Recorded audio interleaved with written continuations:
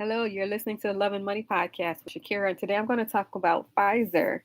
What's going on with Pfizer? So, as you may have heard, the third shot, otherwise vulnerable people between the ages of 18 and 64, and by vulnerable, I mean underlying diseases like asthma, obesity, diabetes. So, the major focus is 65 and older, but they are allowing people with underlying diseases to also get it. So this has just been approved. The Biden administration was looking for more Americans to be able to get it from the ages of 16 and older, but the CDC panel voted otherwise. So the CDC, they get together and they are the ones making the decision.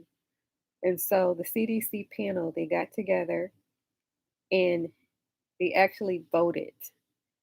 So the vote was a 9-6 to give it to that particular population. What was on the table ahead of time, they were thinking of giving it to nursing home staff, people who lived and worked in prisons, homeless shelters, frontline health employees, unpaid caregivers, teachers, and essential workers. That was what was on the table.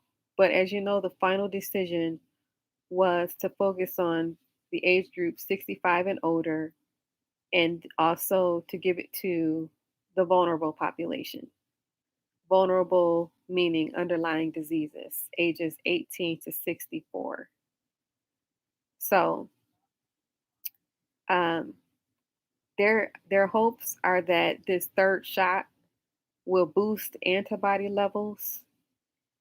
There were some people who did not agree with the CDC's vote. Some physicians did not agree with their vote.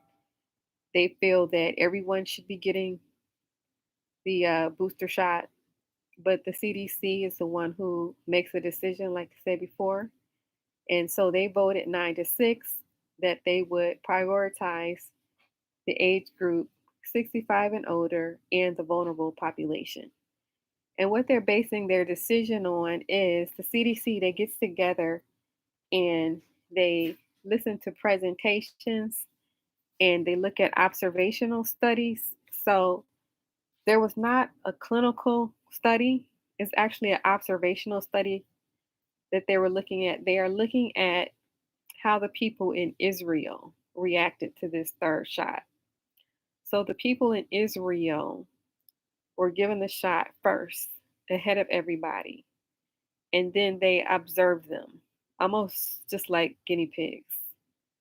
So they did an observational study of the people in Israel, and they were receiving the shot since July. So, based on what they saw, they decided to go ahead and give it to the Americans, the third shot, the booster shot.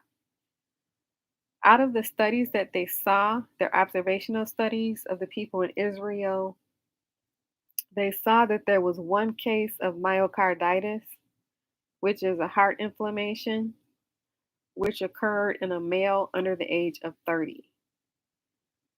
So, 3 million doses were given out in Israel, and there was one case of myocarditis. Henceforth, they decided to move forward and to give it to more Americans targeting the 65 and older age group. Moderna and Johnson and Johnson has not yet been FDA approved for the booster shot, but they are planning to move forward and attempt to become approved.